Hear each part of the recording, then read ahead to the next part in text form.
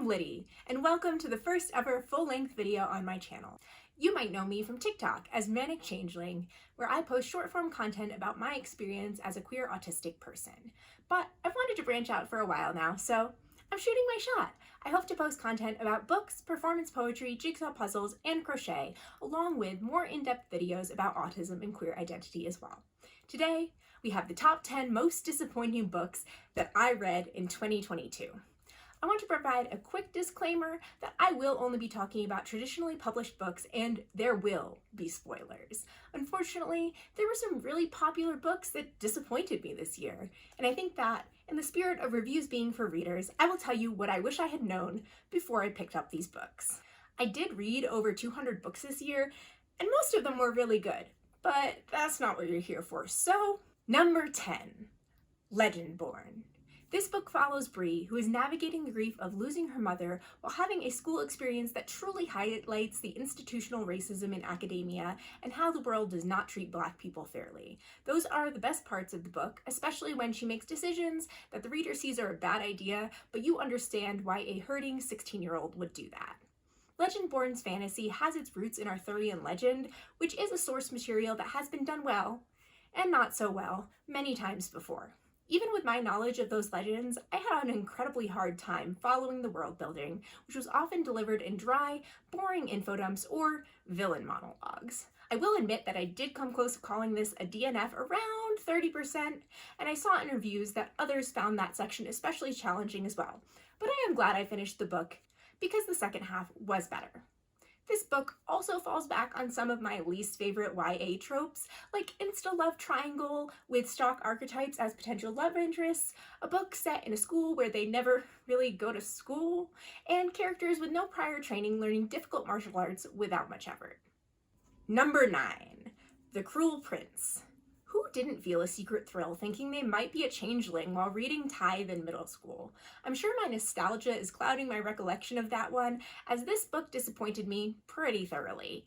This world had an interesting fairy court full of tricky and corrupt characters, befitting the grim approach Black usually favors, but it did lack in actual world building beyond politics. Problem is, there was literally no one to root for in this story. Jude starts out as a character you want to get behind, but she pretty quickly buries all your goodwill by going against her characterization and falling in insta-love with a boy who treats her like crap. Another big problem with her is having someone young, even for a human, let alone a fairy, with this characterization be able to outsmart and play mind games with the Fae. I just didn't believe it. Her twin is an absolute menace, her father figure is a murderer, and the other characters are just kind of flat. This is a book where if you like enemies to lovers and similar YA tropes, it'll be a win for you, but I think I might just be getting tired of the more formulaic stories, especially if they lack any kind of diversity in the characters. Number 8, Delilah Green Doesn't Care. A sapphic novel I was super excited for, but the title is pretty apt. I don't care about Delilah Green. We're supposed to sympathize with her because of the way other characters treated her in the past, but she's definitely turned around and become a bully herself.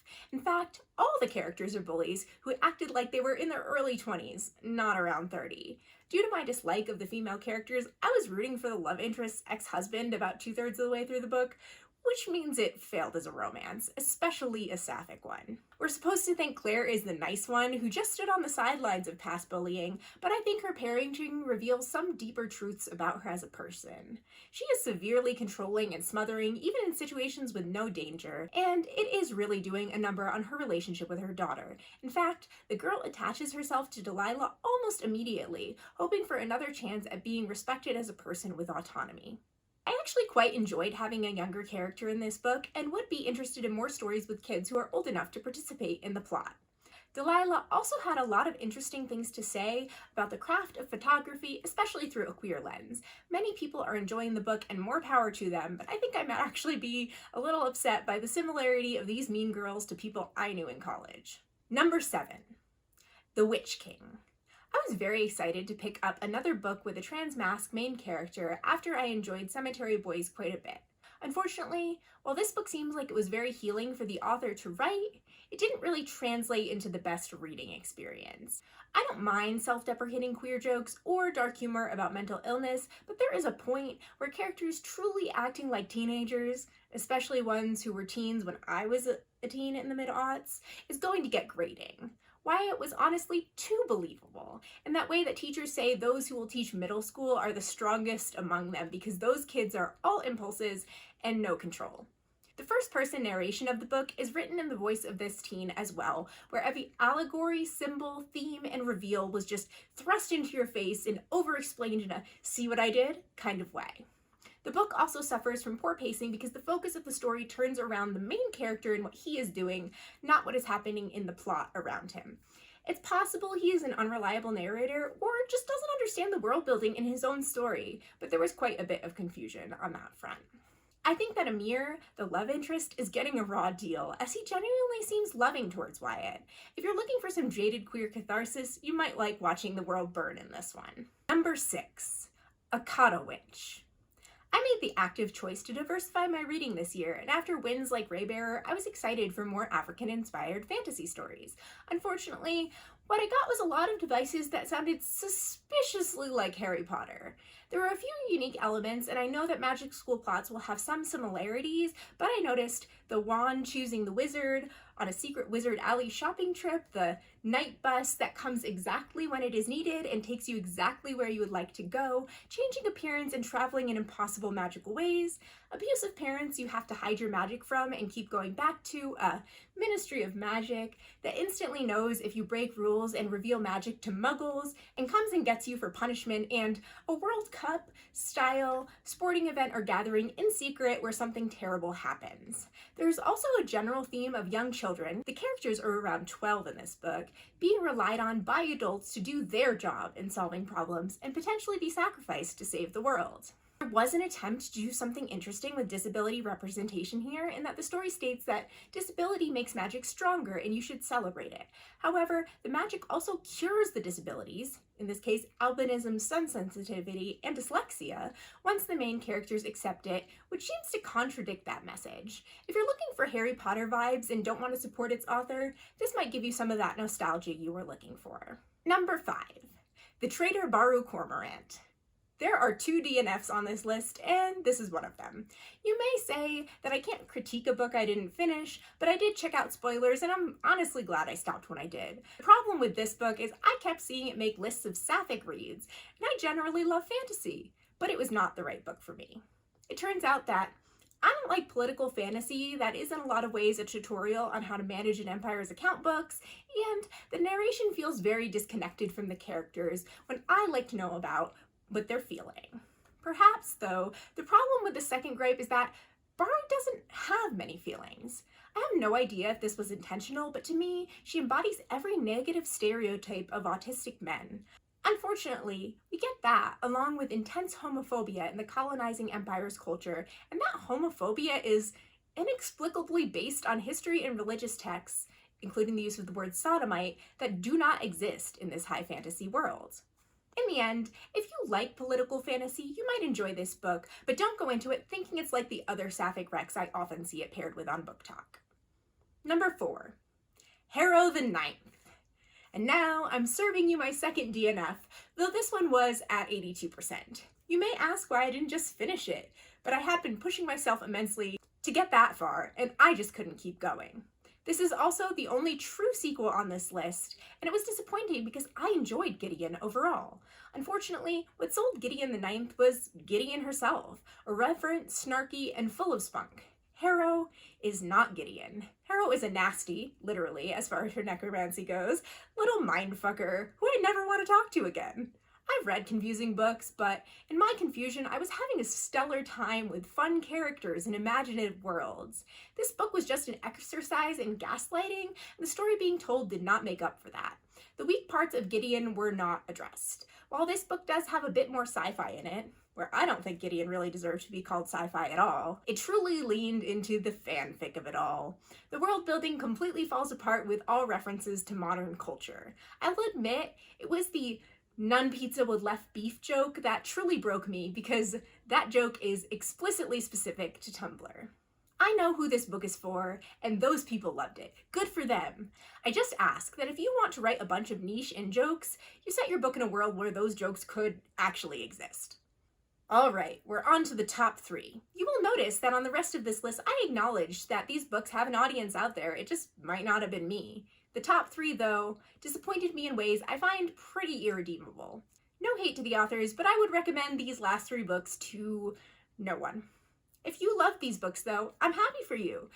The joy of reading is that we all have different tastes. Number 3, Out There. A collection of speculative short stories where speculative means the future will be a joyless existence or a place where all happiness comes to tragedy. The reason I tried this book is because it sounded exactly like my brand of weird. The main reason I finished this book is because I kept hoping the next story would show me something new, but it turns out there is one trick in this book, and it's internalized misogyny by all the female characters and overt misogyny by all the male ones. Pretty much all the female leads in these stories were facets of the same character who I found to be pitiful, spiteful, jealous, and unwilling to understand why people might seek meaningful relationships with others. One example of this is the story The Bone Ward, which was described as a love triangle story in the synopsis. It was actually the story of a woman self-harming for attention and then, when that didn't work, committing heinous violence against a perceived rival for the crime of befriending a man she felt was her possession. She is then killed by other characters in the story, and, in fact, many women die in these stories, often while being dehumanized by both other characters and the narrative. There is also a lot of really unappealing sex that is uncomfortable to read because it feels like the women are being put through it to make them suffer. Unfortunately, the stories I found most intriguing in their premise were often the shortest or really didn't come to any particular conclusion. That might be the atmosphere the book was going for, existential dread, but it didn't make for an enjoyable reading experience in any way, and I don't think that what I felt or took away from it was valuable. Number 2, These Witches Don't Burn.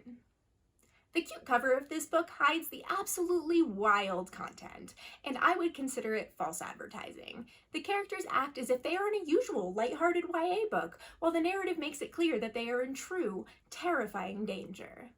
The main character, Hannah, is forced to try and solve the book's mystery with her emotionally abusive ex-girlfriend, and it quickly devolves into, as a list of content warnings, non-consensual kissing, animal sacrifice, police detention and interrogation, arson, near-death experiences, including being sliced open with glass, drowning, smoke inhalation, being burned alive, being shot, and magical poison. There is also multiple hospital stays for various characters, direct attempted murder with a vehicle accident, an actual murder and death of Hannah's father, which is not even emotionally impactful because their relationship was not developed. Despite all this, they just keep running into danger and getting failed by any adult in their life who should be seeing their struggle and helping them, especially since we are told Hannah's parents are a teacher and a lawyer. There are various points where adults intervene just to chastise the characters. While I can see that narrative working in a regular YA book, when your kids repeatedly almost literally die, that would not be the average parent's reaction. This book uses tired tropes such as, we can't reveal witches to the world, hunters want to cleanse the world of witches because they have power, and blood witches are evil. This is while we are told Wiccan practice actually has real power and regular humans can do magic with it, but the witch hunters don't care about that? That was a major plot hole to me. This book is set in Salem, but doesn't acknowledge basic information about Salem witch trials, probably because getting burned alive is more dramatic. The final nail in the coffin is that the synopsis of the sequel seems like they're just gonna do it all over again, with even higher stakes, showing that no one in this world has learned a damn thing. And finally, number 1, A Scatter of Light. This ranks at number 1 because it was the book that my expectations were the highest for, and it disappointed me the most. Though not a sequel, this is a companion to one of my absolute favorite books of the year, Last Night at the Telegraph Club. The reason I finished this book is because I was promised an update about those characters, but it was not worth it. Do not go into this book thinking it is anything like Last Night at the Telegraph Club. It is not a book exploring queer history. There is background mention of the legal decision in 2013 that led to marriage equality in California, but that is about it. During the few queer community events that the main character Arya attends, it doesn't seem like she actually has any understanding of what's going on or why it's important. The synopsis mentions the working class queer community, and Arya is basically taking a privileged cultural tour through it, being disgusted by things like an average cheap apartment that seems to be otherwise clean. I also found the writing to be very procedural and lacking depth or description. The book is not a romance. In fact, the true villain here is the cheating storyline. Lisa, the woman being cheated on, is clearly not the right partner for the love interest Seth, and is even portrayed with a stereotypically snotty voice in the audiobook, so we'll think it's okay that they cheat on her, I guess. There is no reason they couldn't have broken up before Arya and Steph got together and made this story infinitely better. Arya and Steph are unrepentant in their cheating, no matter who it harms. They even hook up in Arya's grandmother's house the day the woman goes into the hospital for a stroke because they are excited that they have that space to themselves. They eventually, rightfully, get caught cheating because they kiss in a public space Lisa frequents. Steph does seem to have a redemption arc off-screen, but Arya learns nothing from this and spends the rest of the book trying to get Steph to take her back. The epilogue is quite strange. It's just Arya back in her upper-class world, reflecting a bit on the events of the book, but not taking accountability. I'm honestly not even sure she came out as queer after she destructively sampled what the community had to offer. Honestly, feels like this book and Last Night at the Telegraph Club were written by entirely different people. There you have it. I'm excited to make a video about my favorite books of 2022, so look out for that coming soon. If you want to take a chance on a new channel, I hope you'll subscribe and leave a like or a comment, and I'll see you next time.